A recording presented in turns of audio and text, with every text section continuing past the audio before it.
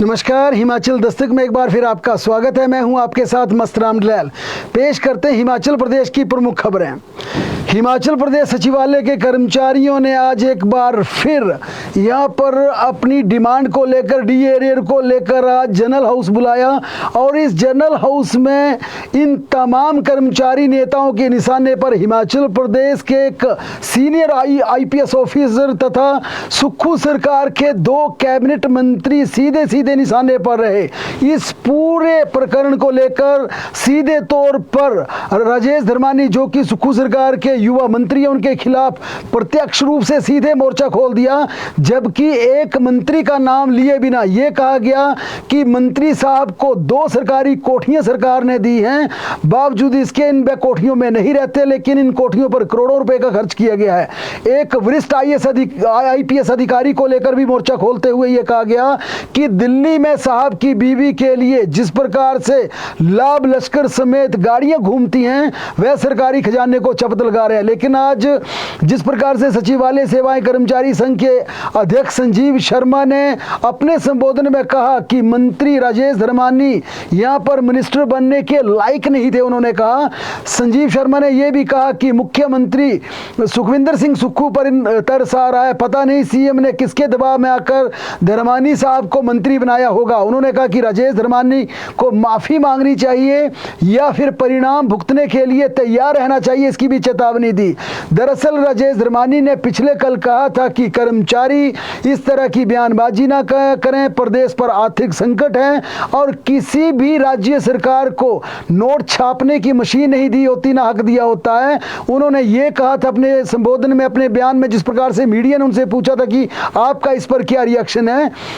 इस पर राजेश धर्मानी ने जरूर ये बात कही थी कि हिमाचल प्रदेश के कर्मचारियों को इस संकट की घड़ी में साथ देना चाहिए, सरकार के साथ चलना चाहिए, अन्यथा आने वाले समय में जो कर्मचारियों को मिल रहा उसकी भी दिक्कत हो जाएगी। इस पर भी मंत्री ने यह स्थिति स्पष्ट की कि उनका भाव ये था कि संकट की घड़ी में प्रदेश के कर्मचारियों को सरकार का साथ देना चाहिए, लेकिन अगर दिक्कतें यहाँ पर नहीं रुकी, जो कि आर्थिक संकट चल रहा है, ये बढ़ता रहा तो आगे चलकर और ज्यादा दिक्कतें बढ़ेगी। राजेश धर्मानी का कहना था उनके भाव को गलत तरीके से परोसा गया, गलत तरीके से उसे लिया गया, उनकी ऐसी बिल्कुल भावना नहीं थी।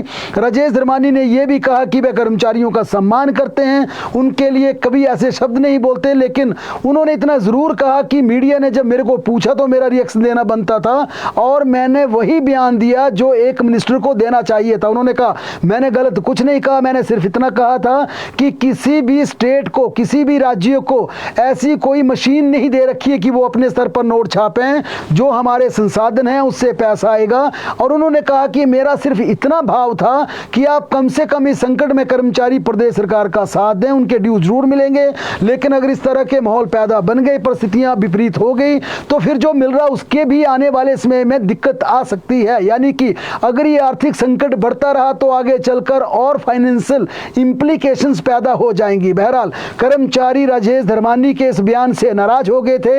इसके चलते आज एजीएम की मीटिंग में सीधे तौर पर सीधा फोकस राजेश धर्मानी के खिलाफ किया गया। यानी कि आज ना तो सचिवों को टारगेट किया गया, ना दूसरे बड़े अधिकारियों को, लेकिन यहां पर सीधा अटैक था राजेश धर्मानी पर। संजीव शर्मा ने कहा मंगलवार तक कर्मचारियों को वार्ता के लिए नहीं बुलाया गया तो उस दिन से कर्मचारी काले बिल्ले लगाकर सचिवालय में आएंगे और काम करेंगे। विधानसभा कर्मचारी भी मानसून सत्र के दौरान काले बिल्ले लगाकर काम करेंगे। उन्होंने कहा विधानसभा के मानसून सत्र को देखते हुए अभी आंदोलन को उग्र नहीं किया जाएगा। 10 सितंबर के बाद आंदोलन को उग्र रूप दिया जाएगा और ये आंदोलन हिमाचल प्रदेश के तमाम हिस्सों तक ले जाया जाएगा। सचिवालय कर्मचारियों को दूसरे कर्मचारी संगठन, पेंशनर, बेरोजगारों का भी साथ मिल रहा है, संजीव शर्मा ने कहा।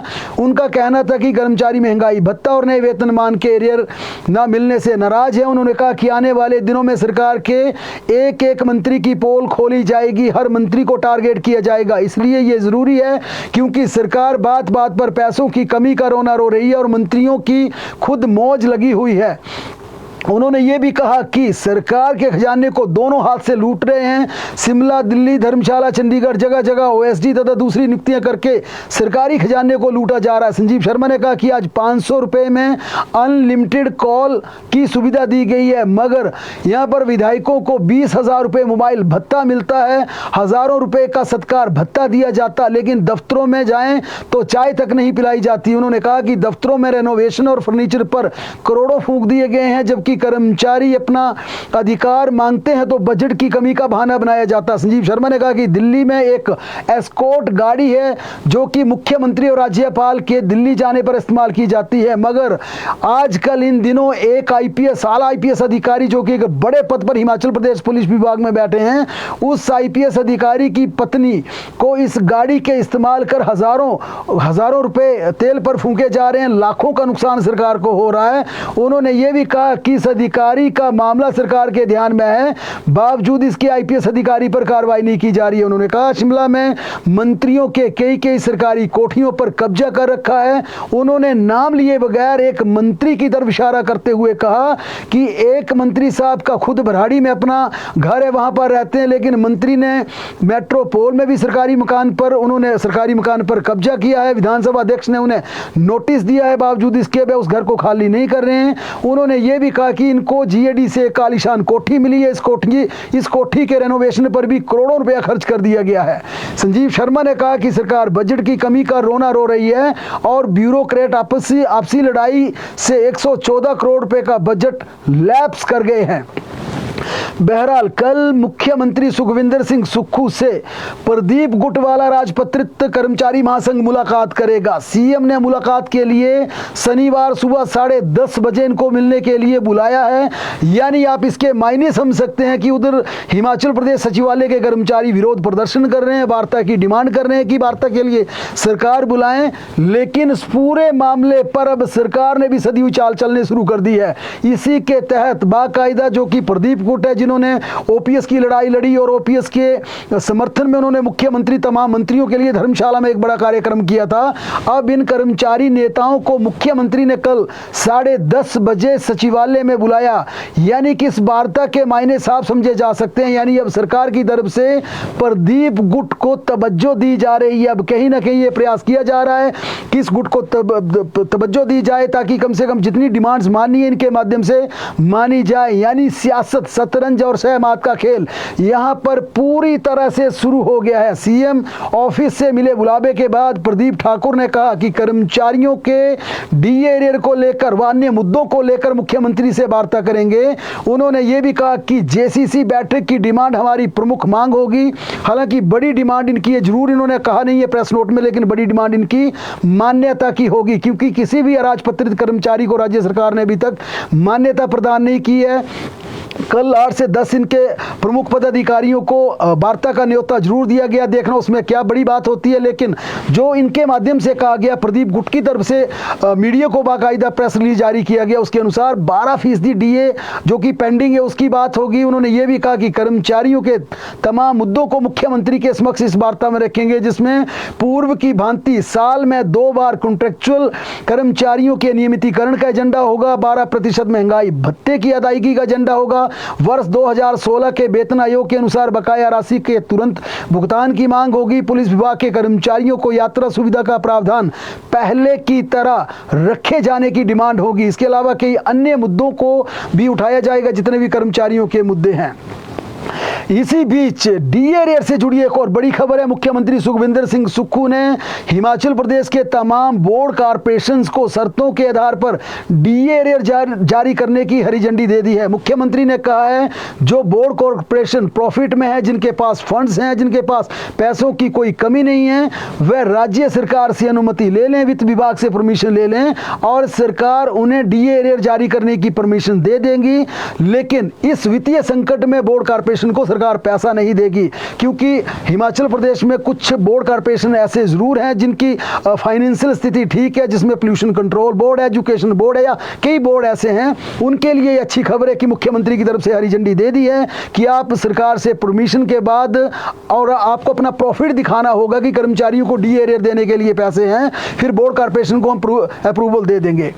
उधर एक और डी एरियर से जुड़े मामले में, जिसमें जुडिशियल ऑफिसर्स के डी एरियर मामले को लेकर सुप्रीम कोर्ट ने हिमाचल प्रदेश के चीफ सेक्रेटरी प्रबोध सक्सेना और वित्त विभाग के प्रधान सचिव देवेश कुमार को सुप्रीम कोर्ट ने तलब कर लिया है। दोनों आला अधिकारियों को सोमवार की सुबह सुप्रीम कोर्ट में पर्सनल अपीयरेंस के बाकायदा ऑर्डर पारित किए गए हैं। दोनों अधिकारियों को सोमवार सुबह सुप्रीम कोर्ट में अपनी उपस्थिति दर्ज करवानी होगी। हालांकि गृह विभाग ने एफिडेविट दायर कर पूरी स्थिति स्पष्ट की थी कि हमने जितने भी जुडिशियल ऑफिसर्स हैं उन्हें डीए एरियर का भुगतान कर दिया है, लेकिन भुगतान कर दिया, और इस पर उन्होंने रिलैक्सेशन मांगी थी कि चीफ सेक्रेटरी और प्रिंसिपल सेक्रेटरी फाइनेंस को सुप्रीम कोर्ट में उपस्थित होने से रिलैक्स कर दिया जाए, लेकिन सुप्रीम कोर्ट ने इस आग्रह को खारिज कर दिया और चीफ सेक्रेटरी और वित्त विभाग के प्रधान सचिव दोनों अधिकारियों को सोमवार को सुप्रीम कोर्ट ने दिल्ली तलब कर लिया है। दरअसल जुडिशियल ऑफिसर्स के डी एरियर को लेकर सुप्रीम कोर्ट देश भर के मामलों को रिव्यू कर रहा है।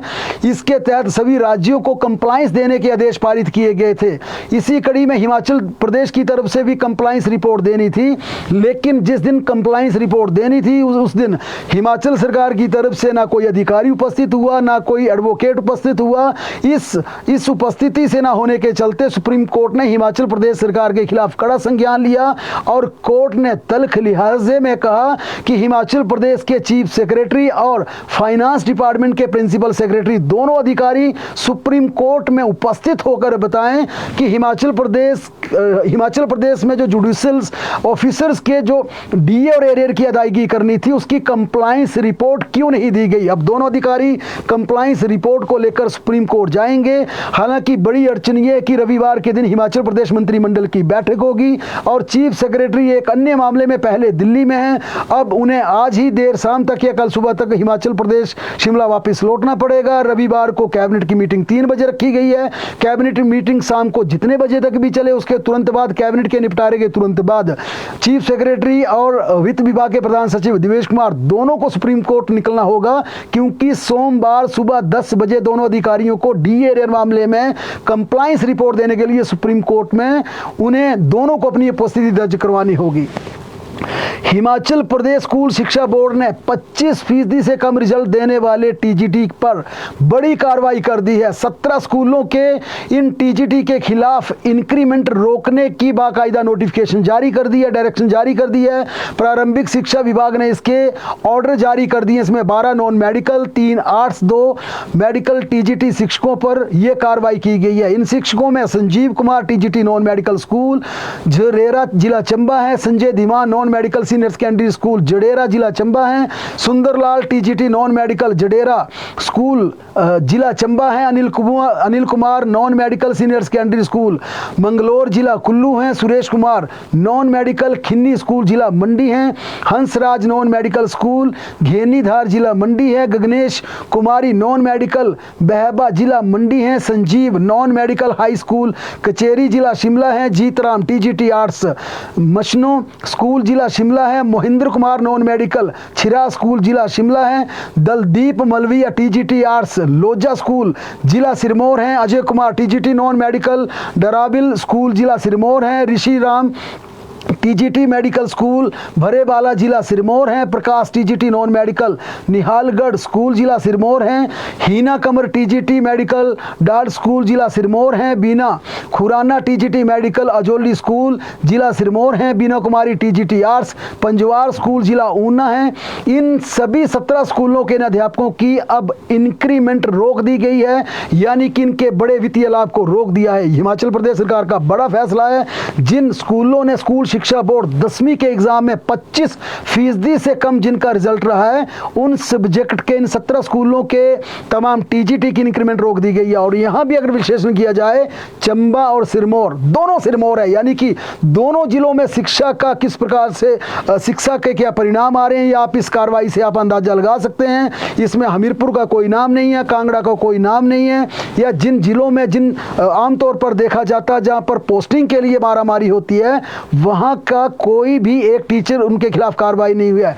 लेकिन सबसे बड़ा नाम है सिरमौर का, नंबर 2 पे चंबा का, फिर शिमला के ऊपर के स्कूल हैं या ऊना के इक्का दुक्का स्कूल हैं। ये बड़ी बात है कि अब हिमाचल प्रदेश सरकार अब +2 के भी 25% से कम रिजल्ट देने वाले अध्यापकों के खिलाफ यही कार्रवाई करेगी कि उनकी इंक्रीमेंट रोक दी जाएगी। और जाहिर तौर पर इंक्रीमेंट किस लिए दी जाती है, आप बेहतर काम कर रहे हैं, आपको इंक्रीमेंट दी जाती है, लेकिन अगर रिजल्ट नहीं आएगा तो किस बात की इंक्रीमेंट। इस पर आपका कमेंट जरूर चाहेंगे। ये जो फैसला सरकार ने अध्यापकों के खिलाफ की, उनकी इंक्रीमेंट रोक दी है, बाकायदा इसकी नोटिफिकेशन जारी कर दी है, आदेश जारी कर दिए कि इनको अब इंक्रीमेंट नहीं दी जाएगी, एक इंक्रीमेंट इनकी रोक दी जाएगी। इसके अलावा हिमाचल प्रदेश के अब हाई व सीनियर सेकेंडरी स्कूल भी मर्ज किए जाएंगे, और हाई स्कूलों में जिनमें छात्रों की संख्या 20 से कम होगी और सीनियर सेकेंडरी स्कूलों में 50 से कम छात्रों की संख्या वाले स्कूलों को मर्ज कर दिया जाएगा। और इसके पीछे एक बड़ी शर्त हालांकि लगाई है कि इसके लिए दूरी से ज़्यादा वहाँ की टोपोग्राफी, वहाँ की भौगोलिक परिस्थितियों को मद्देनजर रखा जाएगा। यानी हो सकता है कोई 1 किलोमीटर का स्कूल भी मर्ज ना हो सकता कोई 5 किलोमीटर का स्कूल मर्ज हो जाए। इसके लिए सीधे सीधे सरकार ने यह डायरेक्शन दी है शिक्षा विभाग को कि आप जिन स्कूलों में 50 से कम छात्रों की संख्या सीनियर सेकेंडरी में है, या हाई स्कूलों में 20 से कम छात्रों की संख्या है, उनकी रिपोर्ट बनाकर सरकार को भेजें और बताएं कि वहाँ किस प्रकार की कनेक्टिविटी है, वहाँ छात्रों के स्कूल जाने की क्या व्यवस्था है। और उसमें यह कहा गया है कहीं पर कोई पहाड़ी इलाका नहीं होगा, नदी नाला नहीं होगा, सीधी सड़क होगी, बस की कनेक्टिविटी होगी। उन स्कूलों को मर्ज कर दिया जाएगा जिनमें सीनियर सेकेंडरी स्कूलों की संख्या, छात्रों की संख्या 50 से कम और हाई स्कूलों में 20 छात्रों से कम होगी। लेकिन जहां पर कोई भौगोलिक अड़चन आएगी, वहां चाहे 500 मीटर की दूरी होगी या किलोमीटर की दूरी होगी, उन्हें मर्ज नहीं किया जाएगा। राज्य सरकार 519 प्राइमरी स्कूलों को पहले ही मर्ज व बंद कर चुकी है। शराब के ठेकों को लेकर एक बार फिर सरकार ने एक बड़ा कदम उठाया, और इस बार सरकार की तरफ से बाकायदा प्रेस नोट जारी किया गया और इसमें कहा गया है कि शराब के अधिक दाम वसूलने पर अब सख्त कार्रवाई होगी। राज्य हिमाचल प्रदेश के राज्य कर एवं अबकारी आयुक्त डॉक्टर यूनिस की तरफ से बाकायदा सरकार ने ये प्रेस विज्ञप्ति जारी की है, जिसमें कहा गया कि हिमाचल प्रदेश में शराब कारोबारियों द्वारा लाभांश की देय दरों से अधिक दाम वसूलने पर हिमाचल प्रदेश अबकारी अधिनियम 2011 के तहत बनाए गए नियमों के तहत सख्त से सख्त कार्रवाई की जाएगी। ओवर चार्जिंग में दोषी पाए जाने वाले वाइन कॉन्ट्रैक्टर को पहले उल्लंघन करने पर 15,000 रुपए, दूसरी बार उल्लंघन करने पर 25,000 रुपए, तीसरी बार उल्लंघन करने पर 50,000 रुपए और चौथी बार उल्लंघन करने पर 1 लाख जुर्माना लगाया जाएगा। उन्होंने कहा कि अगर कोई वाइन कॉन्ट्रैक्टर ओवर चार्जिंग करते हुए 4 बार से अधिक दोषी पाया जाता है, यानी 4 बार उसका चालान हो गया और उसके बाद 5वीं बार भी ओवर चार्जिंग कर दी, फिर उसका तुरंत प्रभाव से जोनल कॉन्ट्रैक्टर उसके खिलाफ हिमाचल प्रदेश अबकारी अधिनियम 2011 की धारा 19 के अंतर्गत कार्रवाई की सिफारिश करेगा, जिसके तहत वाइन कॉन्ट्रैक्टर का लाइसेंस तुरंत प्रभाव से सस्पेंड कर दिया जाएगा, निलंबित कर दिया जाएगा, यानी कि उसकी शराब की दुकान को ताला जड़ दिया जाएगा, बंद कर दी जाएगी। उस कॉन्ट्रैक्टर को रद्द करने के बाद, उसका लाइसेंस रद्द करने के बाद उस वाइन शॉप को किसी तीसरी फर्म को अलॉट कर दिया जाएगा, और जिसको डिफॉल्टर कर दिया जाएगा वह दूसरी बार ना तो इस टेंडर प्रक्रिया में हिस्सा ले पाएगा, ना हिमाचल प्रदेश के किसी हिस्से में कोई शराब की दुकान ले पाएगा। क्योंकि हिमाचल प्रदेश में जिस प्रकार से लूट मची हुई है, लंबे समय से देखा जा रहा है कि एमएसपी जरूर लगाया गया था पड़ोसी राज्यों को देखते हुए, लेकिन हिमाचल प्रदेश के वाइन कॉन्ट्रैक्टर एमएसपी से कई गुना दाम वसूल कर रहे थे, मनमाने दाम वसूल रहे थे, हिमाचल प्रदेश के लोगों को लूट रहे थे, पर्यटकों से बड़े स्तर पर लूट मची हुई थी। इसी के चलते राज्य सरकार को नियमों में संशोधन कर ये बड़ी कार्रवाई करनी पड़ी है। आबकारी आयुक्त यूनिस ने बताया कि अधिक लाभांश पर शराब विक्रय करने की शिकायतों पर विभाग द्वारा ये सख्त कार्रवाई की गई है। विभाग द्वारा शराब की दुकानों पर आबकारी नीति के तहत एमएसपी का लाभांश के बारे में जानकारी प्रदर्शित करने के पहले निर्देश जारी कर दिए। डॉक्टर यूनिस ने यह भी कहा कि अगर किसी वाइन कॉन्ट्रैक्टर की वाइन शॉप के बाहर अगर एमएसपी की लिस्ट नहीं लगी होगी, उसके खिलाफ भी कार्रवाई होगी। उसकी शिकायत एक्साइज डिपार्टमेंट के अफसरों को की जा सकती है और उसमें यह स्पष्ट कहा गया कि एमएसपी के सामने उसका प्रॉफिट लिखा होगा कि इस वाइन के तहत आप इतना प्रॉफिट ले सकते हैं, एमएसपी इतनी है, उसका प्रॉफिट इतना ले सकते हैं। अगर वे लिस्ट नहीं लगाई होगी, कोई बिल नहीं दे रहा आपको, अगर आप कहीं से वाइन कॉन्ट्रैक्टर से, वाइन शॉप से आप शराब खरीद रहे हैं, उसका बिल भी नहीं दिया जा रहा, उसके खिलाफ भी बड़े स्तर पर कार्रवाई का प्रावधान कर दिया गया है। उन्होंने कहा कि हिमाचल प्रदेश में किसी प्रकार की लूट ना हो। राज्य सरकार ने इसके चलते ये डायरेक्शन दी थी, जिसे लेकर आज आदेश जारी कर दिए हैं। उन्होंने कहा अब वाइन कॉन्ट्रैक्टर को भी सतर्क रहना होगा। उधर वाइन कॉन्ट्रैक्टर की माने तो उनका कहना है कि जब आपने हिमाचल प्रदेश में शराब की दुकानें अलॉट की, जब आपने इसकी ऑक्शन की, जब आपने ऑक्शन के लिए बुलाया, तब इस प्रकार का रूल नहीं था। तब आपने सीधे कहा था कि एमएसपी होगी, इससे ऊपर आप जितना मर्जी चार्ज कर लें, आप सिर्फ लाइसेंस दीजिए, सरकार को रेवेन्यू दीजिए। हमने डट के रेवेन्यू दिया, हमने ऊंची बोलियों में शराब की दुकानें खरीदी। अब सरकार बीच में यानी कि ब्रीच ऑफ ट्रस्ट करके इस रूल को बदल रही है। लेकिन सरकार का कहना है कि हमारे लिए सबसे ऊपर है जनता, जनता से लूट ना हो, इसके चलते हमने ये फैसला लिया है। उधर पुलिस डिपार्टमेंट में शिमला के पुलिस के बालूगंज थाने में षड्यंत्र रचने के एक केस के मामले में 3 पूर्व विधायकों को, राजेंद्र राणा, देवेंद्र भुट्टो और केएल ठाकुर को आज बालूगंज थाने में तलब किया गया। तीनों पूर्व विधायकों को शिमला पुलिस ने राज्यसभा चुनाव के दौरान विधायकों की खरीद फरोख्त मामले को लेकर बालूगंज थाने तलब किया। करीब आधे घंटे तक इनसे पूछताछ की गई। इससे पहले शिमला पुलिस द्वारा आशीष शर्मा और पूर्व विधायक चैतन्य ठाकुर को भी पूछताछ के लिए बुलाया गया था। वहीं विधायकों की खरीद फरोख्त मामले में पुलिस हरियाणा के पूर्व सीएम मनोहर लाल खट्टर के एडवाइजर तनुर भंडारी से भी पूछताछ कर चुकी है। अब राज्यसभा चुनाव में क्रॉस वोटिंग करने वाले पूर्व विधायकों से भी पूछताछ की जा रही है। इस दौरान मीडिया से बातचीत करते हुए पूर्व विधायक एवं भाजपा नेता राजेंद्र राणा ने कहा कि आज तक मुझ पर किसी भी थाने में इस तरह का कोई मामला दर्ज नहीं है। आज पहली बार राज्य सरकार की मेहरबानी के चलते पुलिस स्टेशन देखने का मौका मिला। उन्होंने कहा कि 27 फरवरी को राज्यसभा के चुनाव में हमने बाहरी व्यक्ति को वोट नहीं देने का फैसला लिया था। 28 फरवरी तक हमें विधानसभा से निष्कासित कर दिया। ऐसा कौन सा काम जिसके लिए सरकार गिराने की हमने कोशिश की होगी। उन्होंने सवाल किया कि राज्यसभा में वोट डालने से क्या सरकारें गिरती हैं, इसका जवाब सरकार के मंत्रियों को देना चाहिए। वहीं हेलीकॉप्टर से आने जाने और 5 स्टार होटलों में रहने के आरोप पर राजेंद्र राणा ने कहा, मैं साधन संपन्न व्यक्ति हूं, 5 स्टार होटल में ठहरने के अलावा फ्लाइट से भी सफ़र करता हूं और हेलीकॉप्टर से भी आता जाता रहता हूं। इसके लिए किसी को कोई आपत्ति नहीं होनी चाहिए, ये मेरी निजी ज़िंदगी है। अगर किसी को कोई परेशानी है तो इनकम टैक्स में शिकायत कर सकते हैं। उन्होंने कहा कि राज्य सरकार इस प्रकार की गलत चीज़ें करके बड़े स्तर पर गलत प्रथा शुरू कर रही है और आने वाले वक्त में इसका काफ़ी नुकसान होगा, खामियाजा भुगतना पड़ेगा।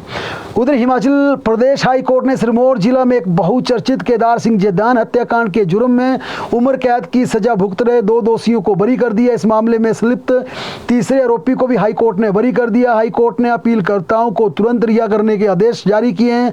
हाई कोर्ट के विशेष न्यायाधीश सिरमौर द्वारा अपीलकर्ता जय प्रकाश गोपाल सिंह और करम सिंह की अपीलों को स्वीकार करते हुए निर्णय सुनाया। ट्रायल कोर्ट ने 2 अपीलकर्ताओं को केदार सिंह जैदान की हत्या का दोषी ठहराया था, जबकि तीसरे आरोपी को मारपीट करने और साक्ष्य मिटाने के जुर्म में दोषी ठहराया था। इस निर्णय के खिलाफ आरोपियों ने हाई कोर्ट के समक्ष अपील दायर की थी, जिस पर आज ये बड़ा फैसला हुआ।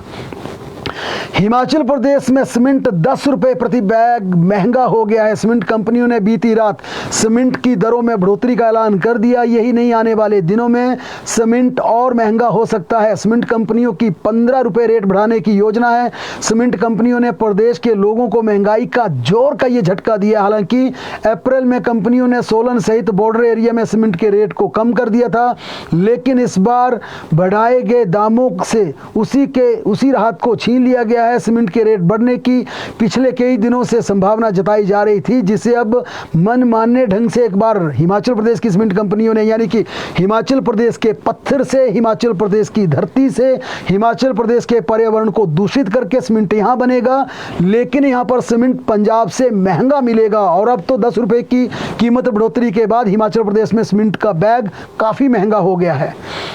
बद्दी में नकली हस्ताक्षर कर एक व्यक्ति से धोखाधड़ी का मामला सामने आया है।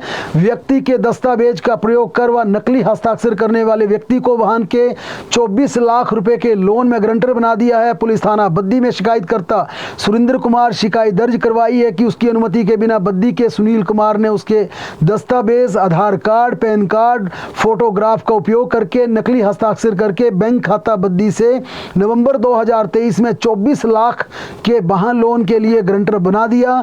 पुलिस ने धोखाधड़ी का केस दर्ज कर कार्रवाई शुरू कर दी है। हिमाचल प्रदेश में कल भी मौसम साफ रहेगा। 25 से फिर हिमाचल प्रदेश में बारिश की संभावना जताई गई है। 27 व 28 अगस्त को हिमाचल प्रदेश में भारी बारिश का अलर्ट जारी किया गया। हिमाचल प्रदेश में 29 अगस्त तक मौसम खराब रहेगा।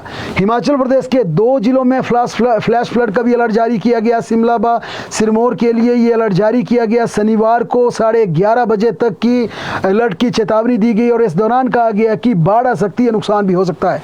बहरहाल प्रदेश की तमाम बड़ी खबरों के लिए बने रहें हमारे साथ, देखते और पढ़ते रहें हिमाचल दस्तक।